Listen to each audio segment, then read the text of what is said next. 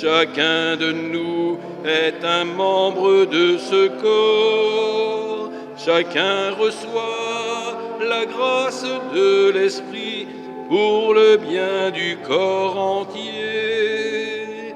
Chacun reçoit la grâce de l'Esprit pour le bien du corps entier. Chers frères et sœurs, en ce deuxième dimanche du temps ordinaire, l'évangile de Saint Jean nous rappelle le premier miracle de Jésus à Cana. Je vais vous partager 4 choses à partir de ce passage de Saint Jean. Jésus est invité aux noces de Cana. Il semble repousser l'intervention de Marie. Il change l'eau en vin. Et la foi des disciples est affermie. D'abord, Jésus est invité aux noces de Cana. Jésus, avec ses disciples, il quitte Judée le premier jour pour se rendre à Cana. Il fallait 3 journées pour se rendre de Judée à Cana. En route vers Cana, il rencontre Nathanaël pour le second jour. Et le 3e jour, c'est celui de l'arrivée à Cana, où il est invité à son arrivée. Mais ce qu'il a de plus important à remarquer, c'est qu'il accepte cette invitation et consent à prendre part à une fête familiale. Il honore le mariage que Dieu a institué. On peut noter aussi la présence de Marie à ce mariage. Sa mère était présente lorsque Jésus arrive dans cette famille amie. Elle n'a pas évité, mais elle était là. C'est Jésus qui a invité avec ses disciples. Mais Marie était là, peut-être en tant que membre de la famille. Quelques traits de notre récit semblent indiquer que Marie prend une part active dans les arrangements de la fête. C'est pourquoi c'est elle qui signale qu'il n'y a plus du vin. Ensuite, Jésus semble repousser l'intervention de Marie. Le vin de l'annonce était épuisé. Alors la mère de Jésus lui dit, « Ils n'ont pas de vin. »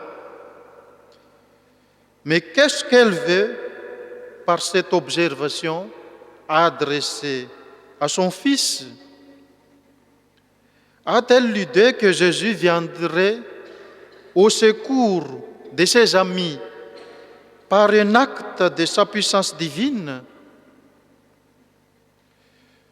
Mais Jésus n'avait point encore fait de miracle. Marie veut simplement donner à Jésus et à ses disciples le signal du départ afin de ne pas prolonger l'embarras de la famille qui les reçoit.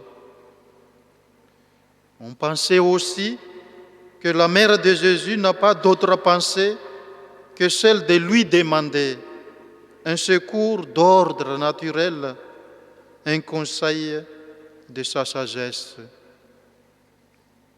Jésus lui répond, « Femme, que me veux-tu? Mon heure n'est pas encore venue. »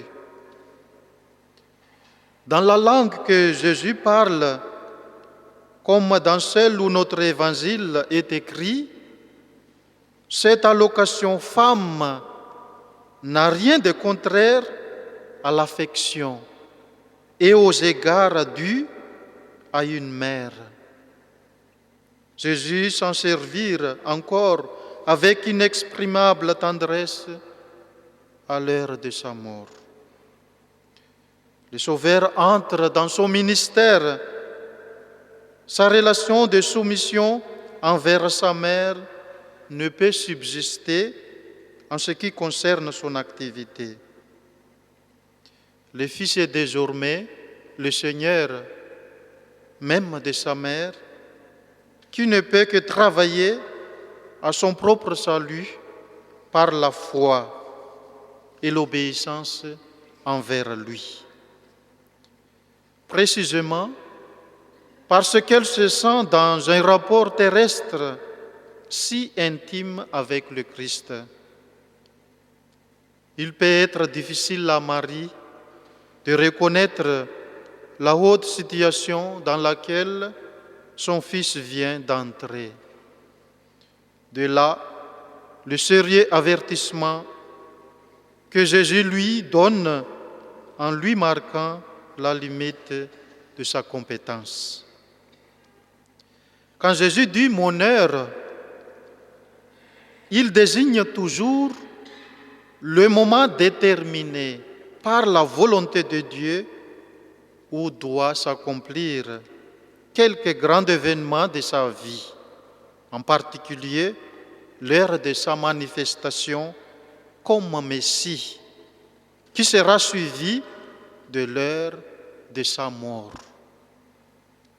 Jésus fait comprendre à Marie qu'il serait prématuré d'accomplir des miracles qui feraient croire à l'inauguration de temps messianiques. Ces paroles renferment donc une instruction donnée à Marie plutôt qu'un refus de sa demande. Il n'y a pas contradiction entre elle et l'action qu'il accomplit aussitôt après.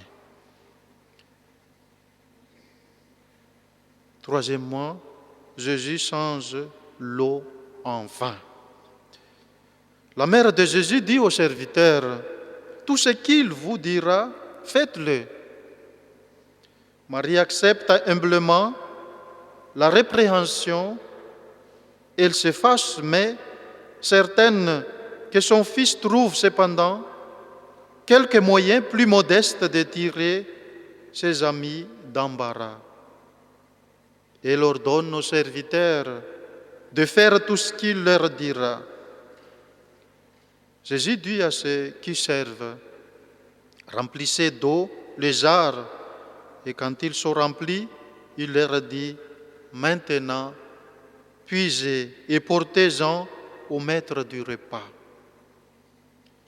Le maître du repas ne sait d'où vient le vin, tandis que le serviteur, il l'avait puisé dans le vase, le savait bien. Et enfin, la foi des disciples est affermie. Saint Jean souligne à la fin de ce passage que Jésus manifeste sa gloire et les disciples croient en lui. Ce fut le premier de tous ces miracles. Il ouvre la longue suite des œuvres de puissance et d'amour par lesquelles Jésus se fera connaître comme sauveur. Si le but immédiat de Jésus, en accomplissant ce miracle, est de venir avec une touchante codescendance au secours d'une famille amie, son but suprême est exprimé par l'évangéliste en ces mots: manifester sa gloire, sa puissance divine, son amour. C'est ce qui a lieu, surtout pour ses disciples qui croient en lui. Ils avaient déjà cru, puisqu'ils l'avaient suivi, mais la foi, qui est la confiance du cœur, a des degrés proportionnés à la connaissance qu'elle acquiert de son objet et à l'expérience qu'elle fait de perfection divine de celui qu'elle embrasse. Le miracle seul de Jésus ne peuvent créer la foi, mais ils l'élèvent et l'affermissent en ceux qui croient par un contact immédiat avec lui. Et d'autre part, il attire sur lui l'attention de ceux qui cherchent la vérité. Seigneur Jésus, aide-nous à bien écouter ta parole et à la mettre en pratique. Et apprends-nous à faire ta volonté, à garder tes commandements. Amen.